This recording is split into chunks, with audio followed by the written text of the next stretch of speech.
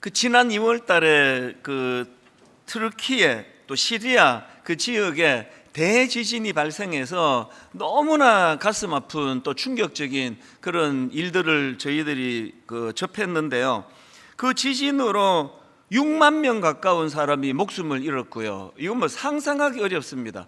그리고 30만 채의 건물이 파괴가 됐고요. 뭐 피해 금액은 뭐 숫자로 환산이 안 될 정도로 뭐 천문학적인 숫자입니다. 엄청난 참사가 벌어졌는데, 제가 그 트르키에 시리아 대지진이 일어났을 때 저는 지진과 관련해서 제가 경험했던 한 사건이 계속 머리를 맴돌고 있었습니다. 제가 오래전에 칠레, 남미에 있는 칠레를 방문한 적이 있는데요. 그 칠레도 이제 지진이 좀 빈번하게 일어나는 지역으로 알려져 있습니다. 제가 그전에는 몰랐습니다. 그 칠레에 가서 그게 둘째 날 새벽으로 기억을 하는데요. 자다가 지진을 만난 거예요. 뭐 한국에서 경험하는 뭐 이 살짝 느낌이 오다 마는 정도가 아니고요. 한참 자고 있는데 갑자기 막 침대가 흔들리는 겁니다. 침대가 누가 옆에서 막 이렇게 흔드는 것처럼 흔들려가지고 너무 놀라가지고 이제 눈이 떠졌는데, 이게 뭐 잠깐 하다 마는 게 아니고 안 끝나는 겁니다. 계속 막 땅이 흔들리고, 그래서 굉장히 좀 이제 마음에 그 두려움이 생기는 일을 경험했는데요. 사실 제가 그때 놀란 게 하나 있습니다. 이 정도 이제 막 침대가 흔들릴 정도로 지진이 발생하면은 공포스러워서 자다가 막 건물 밖으로 뛰어나가고 막 비명 소리가 들리고 막 앰뷸런스가 오고 그래야 되는데 너무 조용한 겁니다. 아니, 내 방에만 왔나? 너무 이상한 거예요. 그래서 제가 이제 날이 밝아지자마자 바로는 거리로 나가봤는데 더 놀랐습니다. 아무 일도 없었다는 듯이. 사실 얼마 전에 그 포항에서 지진이 나가지고 그때 수능 시험이 막 연기가 되고 이런 그 국가적으로 이제 당황스러운 일을 경험했는데, 제가 그 강도를 이쪽 저쪽을 살펴보니까요, 포항에서 일어난 그 지진과 비슷하거나 칠레에서 제가 경험한 강도가 더 센데도 불구하고 무슨 일이 일어났냐는 듯이 그런 겁니다. 나중에 제가 들어보니까요, 그리고 이제 또 막 검색을 해가지고 지진 상황을 또 점검하고 해보니까 칠레가 지진이 많이 나는 지역이고 또 좀 비극도 경험하고 하면서 이제 그 지역이 건물을 지을 때 전부 내진 설계가 된, 그래서 이제 유심히 나중에 보니까요, 건물과 건물이 다 이어져 있습니다. 건물과 건물을 다 이어놓고, 그리고 어떤 면에서는 침대가 막 그렇게 흔들리는 게 그게 내진 설계가 돼서 안전한 거라는 거예요. 건물이 좀 따라 흔들리는 게 그게 지진을 배려한 거구나, 나중에 제가 그거 알게 됐죠. 그 생각을 제가 하면서 그 트르키의 시리아 지진 내용들을 보니까요, 참 가슴 아프게도 그 지역에서 물론 뭐 지진이 뭐 엄청난 강도로 일어난 것도 사실이지만 그 나라 건축법이 이미 이 내진 설계 매뉴얼이 다 되어 있다는 겁니다. 그런데 반영을 안 하는 겁니다. 많은 건물들이, 그 트르키에 있는 많은 건물들이 그런 법대로 하지 않고, 왜 법대로 하지 않습니까? 돈이 많이 들어가니까요. 그래서 뭐 이제 정부도 뭐 적당히 뭐 눈 감아주고 뭐 그랬던 것 같아요. 그랬더니 막을 수 있는 건물 붕괴들도 이제 같이 붕괴되고 그랬던 거 아닙니까? 저는 그때 저녁 뉴스 시간에 건물 두 동이 잊혀지지가 않아요. 비슷한 건물이 두 개가 이렇게 서 있는데 너무 신기하게도 한쪽 건물은 완전히 붕괴가 다 돼가 형태가 잘 알아보기 어려울 정도로 붕괴가 돼 있는데 뼈대만 남아 있는데, 그 옆에 있는 빌딩은 거의 멀쩡한 겁니다. 여러분 짐작이 가지 않습니까? 한쪽은 그 법대로 내진 설계, 그 건축의 내진 설계 매뉴얼대로 건축을 안 한 거고요, 한쪽은 그걸 잘 지킨 거예요. 평상시에는 몰랐는데 지진이 일어나니까 바로 이제 이 두 건물에, 성경에도 있지 않습니까? 모래 위에 지은 집, 반석 위에 지은 집. 평상시에는 어디다 지은지 모릅니다. 그래서 제가 그 2월 달에 지진 사건을 보면서 인생도 마찬가지거든요. 신앙생활도 마찬가지예요. 기초가 중요한 거. 저는 결혼을 앞두고 인사로 오는 젊은 형제 자매에게 맨날 당부합니다. 결혼해가지고 막 한 1, 2년 막 감정적으로 너무 뜨겁게 사랑하고 이것도 좋지만 그렇게 사랑이 있을 때 기초를 다져야 된다. 같이 꿈을 꾸고 같이 큰 그림을 그려 나가면서, 그래서 제 스스로가 이게 목사가 이게 교회는 큰 교회 한답시고 그렇게 설치고 다니는데 이건 내 인생이 이게 부실한 거 아닌가? 그런 생각이 들 때면 제가 경험했던 칠레의 지진난, 새벽에 지진난 그 다음 아침을 떠올려요. 지금도 거리가 눈에 선하거든요. 아무 일도 없었다는 듯이 그냥 일상이 이루어지고 있는 그 칠레와 같은, 그래서 제가 우리 성도님들과 저 자신이 이런 면에서 우리 인생의 기초가 튼튼한 그런 인생이 되시기를 바랍니다. 왜 이렇게 말씀을 시작을 드리는가 하니까요, 바로 오늘 우리가 다룰 말씀이 바로 그런 내용입니다. 오늘 본문은 10계명 중에서 5계명에 해당되는 말씀인데, 출애굽기 20장 12절 본문 읽어드릴게요. 내 부모를 공경하라. 그리하면 내 하나님 여호와가 내게 준 땅에서 내 생명이 길리라. 여러분 다 아시다시피 이제 그 1계명부터 4계명까지는 하나님을 사랑하는 것과 관계된 계명이고요. 그런가 하면 이제 5계명부터 마지막 10계명, 10계명까지가 이게 인간관계에서 꼭 기억해야 될 계명이라고 아시잖아요. 그래서 모세가 두 돌판을 받았는데, 한 돌판은 하나님 사랑과 관계된 1부터 4계명이 기록이 되어 있고요. 또 두 돌판 중에 두 번째 돌판은 인간관계에서 기억해야 될 5부터 10가지의 계명이 담겨있다, 그렇게들 알려져 있습니다. 제가 여기서 이제 그 문제 제기하고 싶은 게 뭐냐 하면은요, 왜 하나님은 인간관계를 다루는 계명 중에서 내 부모를 공경하라를 제일 먼저 주셨을까? 바로 그런 문제예요. 대답 간단하게 드릴 수 있겠죠? 하나님의 기준으로는 부모님을 섬기는 그 문제가 인간관계에서 가장 기초적인 문제라고 인식하기 때문이다, 그렇게 말씀을 드릴 수가 있습니다. 에베소서 6장 1절 2절에 보니까요, 자녀들아 주 안에서 너희 부모에게 순종하라. 이것이 옳으니라. 내 아버지와 어머니를 공경하라. 이것이 약속이 있는 첫 계명이니. 이 말씀의 의미를 가지고 어느 교수님이 그 설명한 글을 읽고 제가 공감을 했는데요, 부모 공경의 문제는 인간관계에 해당되는 계명 중에 제일 먼저 등장할 뿐만 아니라 인간관계를 다루는 5계명부터 10계명까지 해서 부연 설명이 있는 유일한 계명이라는 겁니다.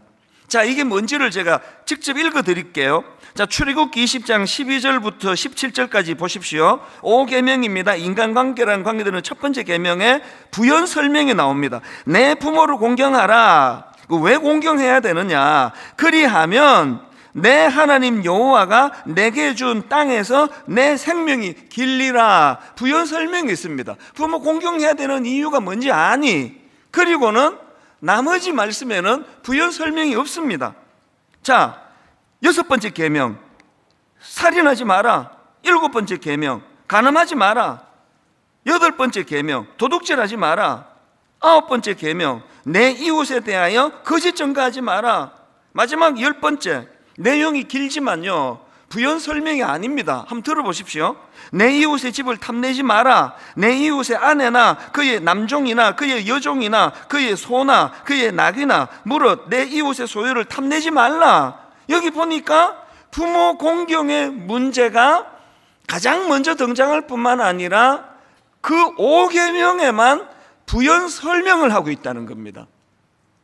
그만큼 중요하다는 거고 그만큼 기초가 된다는 거거든요. 김용규 교수가 쓴 데칼로그라는 책이 있는데요, 거기 보면은 이런 문제 제기를 해요. 부모 공경이 왜 살인 금지보다 앞서 있느냐? 우리 상식으로 봤을 때는 살인이 훨씬 심각한 거 아닙니까? 그런데 왜 하나님은 살인 금지보다 부모 공경을 먼저 기록했나? 왜 거기에다 부연 설명을 했나? 그런 설명들을 해놓은 글을 제가 봤는데요.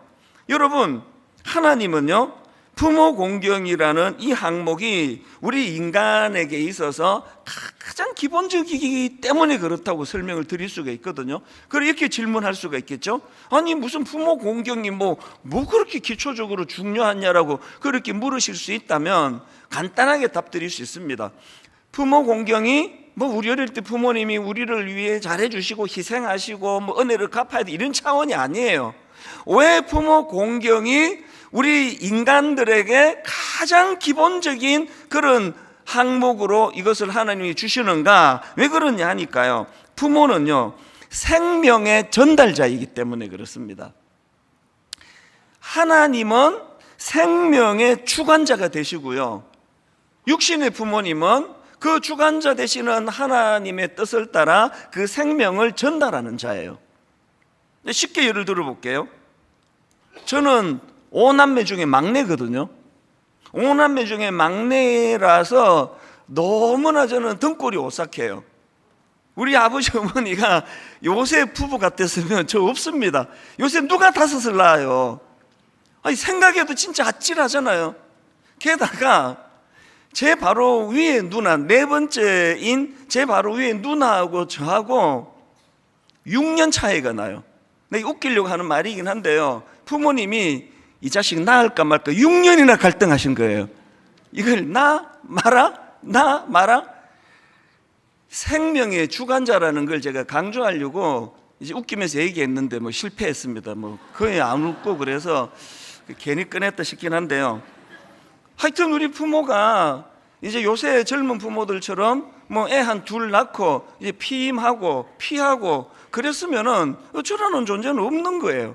그래서 부모님이 저에게 참 잘 대해주신 거, 사랑으로 섬긴 거, 희생하신 거, 그것도 우리 모두가 다 감사해야 되지만 왜 이게 우리 부모님을 공경하는 게 우리 인생의 굉장히 중요한 근원이 되고 기초가 되는가 하니까요, 부모는 생명의 전달자이기 때문에 그렇습니다.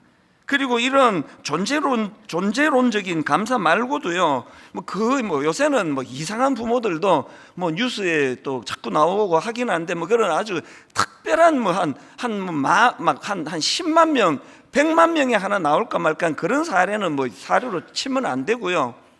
우리를 키우시면서 부모님들이 치루셨던 그 수많은 대가 지불들, 그 감사를 모른다는 건 그건 인간의 도리가 아니죠. 그 최근에도 미국 텍사스에서 또 총기 난사 사건이 났잖아요. 너무 가슴 아프게도 그 과정에서 한인 교포 가족 4명 중에 3명이 그 총에 맞아 죽는 불행한 일이 일어났습니다. 그러니까 젊은 부부와 어린 아이들인데 6살짜리 막내가 혼자 살았어요. 그 나중에 이제 그 수습하는 과정에서 보니까 그 젊은 엄마가요, 총알을 맞으면서도 그 6살짜리 아이를 꼭 껴안고 있어서 그래서 이 아이가 살 수 있었다, 그런 분석하는 글을 제가 봤거든요. 뭐 저 확신합니다. 여기에 뭐 그 어떤 부모라도요, 그 상황이 되면 다 그렇게 할 거예요. 어느 부모가 뭐 막 그 생각이 내가 죽는 게 나아, 얘가 죽는 게 나아, 그 고민을 누가 합니까? 그 본능이에요. 그 뭐 여기 누가 그걸 안 하겠냐고요. 그 다 애 살리기 위하여 어떤 면에서는 피할 수 있는 것도 못 피하고 아이를 살리는 일들이 굉장히 많이 일어나잖아요. 그 이게 왜 이런 일이 일어나느냐 하니까 하나님이 그렇게 만드셨어요. 그래서 이게 내리사랑이죠. 물이 위에서 아래로 흐르는 것처럼 내리사랑이에요. 여기에 여러분 굉장히 중요한 메시지 하나를 제가 드리고 싶은데요, 자녀에 대한 사랑은요 내리사랑이기 때문에 애쓰지 않아도 돼요. 거기에다가 노력까지 하시면 안 됩니다. 그래서 저는 항상 말해요, 젊은 부모들 그 자녀 사랑을 좀 줄이라 그래요. 지금요 큰일 났습니다. 대한민국의 초, 중, 고등학교 교사들이 지금 몸살을 앓고 있대요. 그래서 막 교사들 중에 우울증도 많고 공황장애도 많고, 왜 그러냐 하니까요, 일부 소수겠지만 학부모 때문에 못 견디는 거예요. 막 뭘 해도 와서 따지고 시비 걸고 사진 찍고 녹음하고 막 이래가지고, 그래서 젊은 교사들이 못 견뎌내고 있는 거예요. 여러분 부탁합니다. 그러지 마세요. 좀 믿고 맡겨야 돼요. 왜 그렇습니까? 물이 위에서 아래로 흐르듯이 저절로 그런 거예요. 막 온 세포가 애한테 다 가 있으니까 막 못 견디는 거거든요. 10계명이 5계명에 내 부모를 공경해라. 그리고 6계명으로 들어가서 네 자녀를 목숨처럼 사랑해라. 그런 거 없잖아요. 네 자녀를 목숨처럼 사랑해라. 왜 없습니까? 안 해도 다 하는 걸 뭐하러 넣겠냐고요. 그 본능이라니까요. 물이 위에서 아래로 흐르니까. 그래서 여러분, 자녀 사랑은 조금 줄이려고 애를 쓰시고요. 잘 들어보세요. 부모 사랑은, 연세 드신 어른 부모 사랑은 애를 좀 더 쓰셔야 돼요. 물이 위에서 내려오듯이 본능에만 맡겨놓으면 안 됩니다. 그래서 5계명이 있는 거예요. 이게 근원이라는 거예요. 네가 얼마나 애쓰는지가 그게 너의 인간성이다. 그게 너의 됨됨이다. 저절로 물이 위에서 아래로 흐르니까 부모님이 계시고 내 자녀가 있으면요, 뭐 그런 총기 참사 사건 있고 하면은 무의식적으로 부모를 감사하는 일보다는 내 새끼 감사하는 일이 있을 거예요. 그걸 욕하면 안 됩니다. 그 본능이에요. 그러나 인간은 본능에만 맡겨놓으면 안 되잖아요. 그 부모님에 대한 공경은 애를 좀 쓰셔야 돼요. 부모님만 그런 거 아닙니다. 5계명이 왜 중요합니까? 위로 올리는 사랑은 노력을 해야 된다는, 애써야 된다는 거예요. 부목사님들 잘 아시겠죠? 노력을 좀 더 하세요. 웃기려고 하는 말입니다만, 담임 목사가 부목사 사랑하는 거는요, 물이 위에서 아래로 나 저분들이 돈 많이 씁니다. 저절로 그렇게 돼요. 내가 우리 선배님들 식사 대접 이런 거는요, 날 잡아야 돼요. 그렇게 만들어졌어요.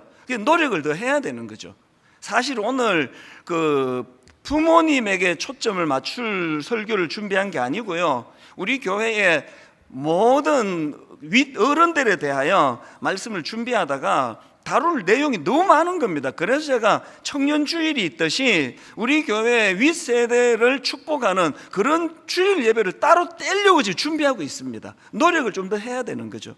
그렇기 때문에 여러분, 자녀 사랑에 안 그래도 물이 위에서 아래로 흘러가는데 더 많이 사랑하면 부작용이 생겨요. 그건 조금 절제하려고 애를 쓰고, 부모님에 대해서는 지금도 잘하고 계시지만 조금만 더 노력을 해달라는 겁니다. 그래서 오늘 이런 의미에서 부모 공경은 우리가 좀 더 노력을 기울여야 되는데, 부모 공경과 관련해서 외우기 쉬우시도록 제가 두 단어로 제가 정리를 해봤습니다. 이 부모 공경하면 이 두 단어를 떠올리시면 됩니다. 자, 첫 번째, 부모 공경과 관계되는 첫 번째 단어가 뭐냐? 존중입니다. 부모 공경하면은 존중을 떠올리세요. 한번 따라해 보십시오. 존중. 제가 왜 이런 그 단어를 떠올리게 됐냐 하니까 오늘 본문의 원어 때문입니다. 오늘 본문 출애굽기 20장 12절, 내 부모를 공경하라, 이게 썩 잘된 번역은 아닙니다. 왜냐 하니까 원어 히브리어로 여기 나오는 공경하라, 이게 그 카베드라는 동사인데요, 이 단어 어근의 기본 의미가 무겁다라는 뜻입니다. 이 똑같은 단어가 사무엘하 14장 26절에도 나오는데 한번 보십시오. 그의 머리털이 무거움으로 연말마다 깎았으며, 지금 우리가 부모를 공경하라 할 때 쓰는 이 단어가 머리가 너무 길어졌을 때 그 머리가 무거운 거죠. 무게가 이 같은 단어라는 겁니다. 그래서 하나님께서 우리에게 주신 5계명을 직역하면은 있는 그대로 번역을 하면 내 부모를 무겁게 여기라는 거예요. 내 부모를 무겁게 여기라. 무슨 뜻인지 딱 감이 오시죠? 부모의 존재를 존중하라는 거예요. 어버이날이라고 뭐 갈비 사드리는 것도 좋지만요, 부모의 존재를 무겁게 여기 존중하는 거예요. 그래서 여러분, 에베소서 6장 1절에 보면은 자녀들아 주 안에서 너희 부모에게 순종하라 그런데요, 여기 나오는 순종하다, 이게 본래 의미로는 귀를 기울이다예요. 그 시키는 대로 잘하는 그것만이 아니고요. 뭐 부모가 뭐 시키면 잘 하시잖아요. 근데 그냥 그거를 존중하지 않고 하여튼 엄마는 별나 가지고 뭐 별걸 다 시킨다 그러면 투덜투덜 그러면서 하는 거는 여기서 순종이 아니에요. 귀를 기울이는 거예요. 그분 입장에서 어머니가 왜 이걸 원하시지?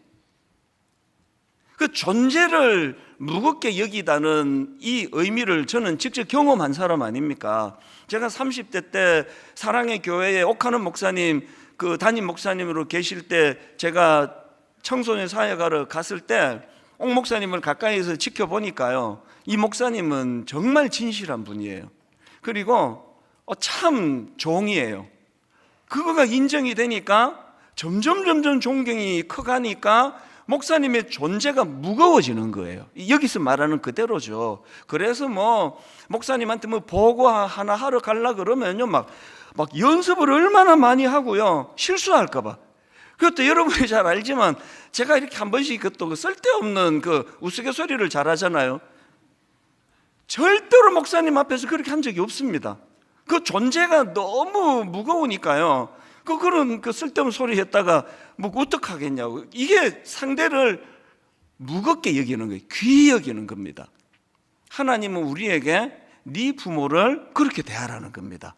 연세가 좀 드시고 몸에 힘이 좀 빠져나가시고 경제권이 옛날만큼 그렇게 많이 없으시고 하더라도 여전히 그 존재를 무겁게 여기는 태도. 그래서 부모님에게 여러분 언어도 조심하셔야 돼요. 그 만만하고 편하다 보니까 그렇게 자꾸 부모님에게 함부로 말하는 이거 그 굉장히 나쁜 겁니다. 그 존재를 무겁게 여긴다는 거, 이거를 제가 우리 청년들에게 종종 이야기합니다. 결혼을 앞두고 있는 청년이 있으면요, 제가 막 진지하게 조언해요. 결혼 생각을 지금 하고 있다면 너 내 얘기 잘 들으라. 데이트할 때 그냥 푹 빠져가지고 헬렐레 그러고 있으면 안 되고, 이 남자를, 이 여자를 잘 점검해야 된다. 너를 진짜 존중하는지, 너 존재를 무겁게 여기는지 이거 봐야 된다. 그 상대방을 인격적으로 존중하고, 그래서 제가 하는 표현이 있어요. 너 남자친구가, 너 여자친구가 너에 대해서 영혼의 동반자로 생각하는지 꼭 점검해야 된다. 영혼의 동반자라는 게 뭘 뜻하는지 알죠? 지금 상대방이 나를 그렇게 생각 안 해요. 그냥 뭐 만나면 자꾸 막 그냥 스킨십 하려고 그러고 그 어떤 쾌락의 도구로 이렇게만 보고 있다면 결혼하면 큰일 나요. 그런 사람은요, 결혼하고 반드시 딴 여자에게 눈이 가요. 영혼의 동반자라 해야 돼요. 날 존중하는 거죠. 여러분, 부부도 마찬가지 아닙니까? 제가 지난주에도요, 어떤 청년에게 제가 이런 내용을 가르쳐 주면서 제 이야기를 했습니다. 제 아내가 몇 년 전에 유방암에 걸렸잖아요. 그리고 이제 약을 먹는데 그 약이요, 이 그 암의 그 통로를 교란시키는 뭐 그런 약이래요. 그러니까 몸이 다 교란되죠. 게다가 이제 또 제 아내가 갱년기하고 이게 맞닥뜨려 연결이 돼가지고요, 자꾸 살이 찌는 거예요. 굉장히 살이 많이 쪘어요. 그래서 제가 당신이 살 빼야 된다, 이거 안 된다, 살 빼야 된다 계속 권하는데요, 제가 그 청년에게 말했어요. 내가 하나님 앞에서 내가 하는 말인데 단 한 번이라도 외모가 보기 싫어서 이런 말 한 적이 한 번도 없다. 나는 내 아내가 날씬하던 젊은 시절이나 지금 살이 좀 찐 지금이나 정말로 그게 관심 없다. 나는 내 아내가 건강하기만 하다면, 그래서 건강하게 오래 살 수만 있다면 어떤 것도 괜찮다. 이게 여러분 영혼의 동반자이기 때문에 그래요.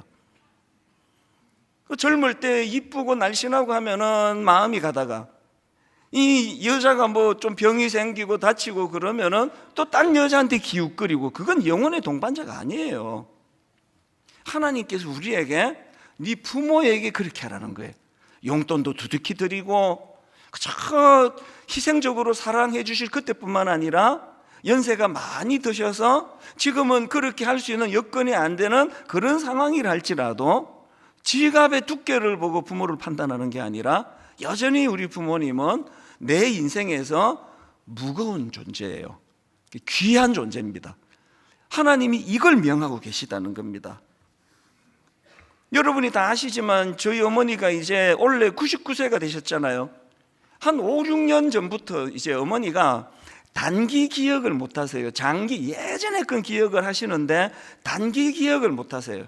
그래서 이제 지금은 마음이 아프게도 이제 통화조차도 잘 안 되는 상황이, 대화도 잘 안 되는 아픈 마음인데, 한 5, 6년 전만 해도 이제 제가 주로 출근하면서 전화를 드렸습니다. 그 전화를 드리면 우리 어머니의 초미의 관심사는 우리 막내 아들이래요. 규진이는 학교 잘 다니니? 그럼 제가 이렇게 대답을 해요. 아, 규진이 군대 갔습니다. 전에 말씀드렸는데 군대 갔습니다. 군대 생활 잘하고 있습니다. 그 다음날 또 출근하면서 전화를 드려요. 그러면 어머니 또 말씀하세요. 규진이는 잘 있니? 학교 잘 다니니? 그럼 저 또 말씀을 드려요. 아, 규진이 군대 갔습니다. 군대 생활 잘하고 있습니다. 그 다음날 또 전화를 드립니다. 그러면 또 물으세요. 규진이는 학교 잘 다니니? 거기다 대고 버럭, 도대체 몇 번을 말해야 알아들으시겠냐고요. 군대 갔다고 내가 한두 번 말했습니까? 여러분, 단 한 번도 이렇게 반응한 적이 없어요. 진짜 하나님이 아세요. 저는요, 어머니가 10번을 반복해서 물으시면 10번을 다 처음 듣는 것처럼 대답했습니다. 아, 어제 말했잖아요. 군대 갔어요. 단 한 번도 그렇게 한 적이 없습니다. 이게 지금 3일째, 4일째 계속이 되는데, 규진이 군대 갔니? 아, 규진이 학교 잘 다니니? 그러면 처음 듣는 것처럼. 왜? 어머니가 기억을 못 하시고 처음 물으시는 것처럼 물으시니까 처음 듣는 것처럼 답을 드려요. 왜 그럴까요? 어머니가 연세가 99세가 되셔서 단기 기억을 잃었다 하더라도 그게 그분을 내가 막대할 만큼 존재가 가벼워졌다는 뜻이 아니거든요. 제게는 여전히 너무 소중하고 너무 무거운 분이기 때문에 그렇게 반응하는 거거든요. 다시 말씀드립니다. 어버이날 막 용돈을 막 두둑하게 드리고 막 뭐 그냥 한집에 막 엄청나게 비싼 음식을 드리는 것도 좋은 일이에요. 그러나 더 좋은 일은 부모님의 존재를 무겁게 받는 거예요. 그래서 어디 가시겠다고 옷 갈아입고 그러면 딱 보기에 이거 어머니 옷이 좀 이게 안 맞다 하실 때 이렇게 말씀하시면 안 됩니다. 하여튼 엄마는 어떻게 이런 옷을 고르고 있느냐고, 이게 어울린다고 생각하세요?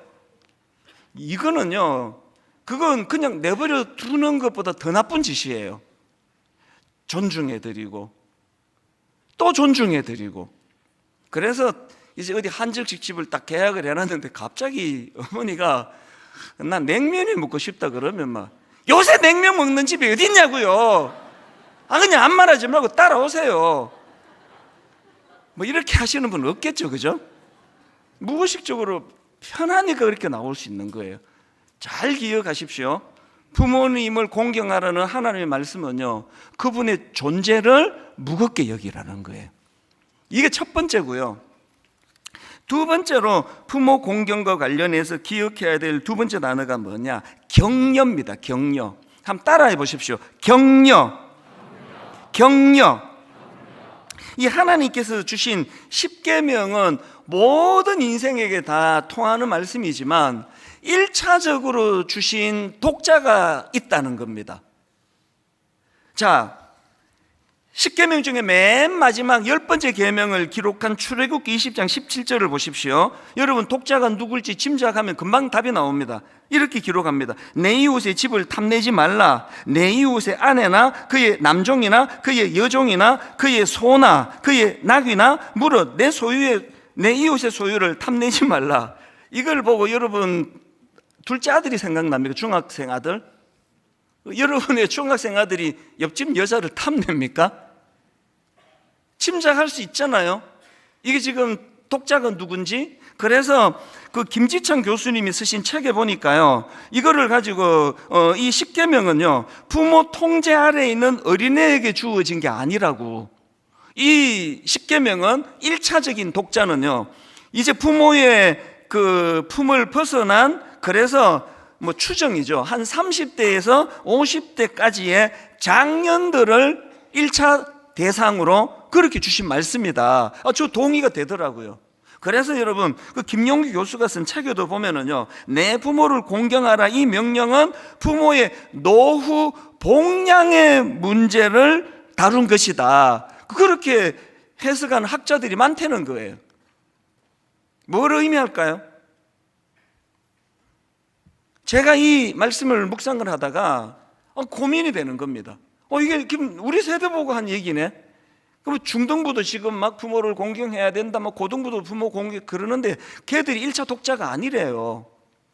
그래서 우리가 부모를 복양하는 거, 이게 지금 이 본문에서 포인트인데, 그러면 어떻게 하는 게 복양이 될까? 제가 고민을 하다가 그 지난주 제가 그 황성주 박사, 이분이 또 목사님이기도 하잖아요. 황성주 박사님이 이제 의사신데요, 그분이 쓴 책과 이제 그 강의에서 하나 언급해 드리려고 했다가 시간이 없어서 못 해드린 게 있는데, 이 하나님이 오늘 쓰라고 배려해 주신 거더라고요.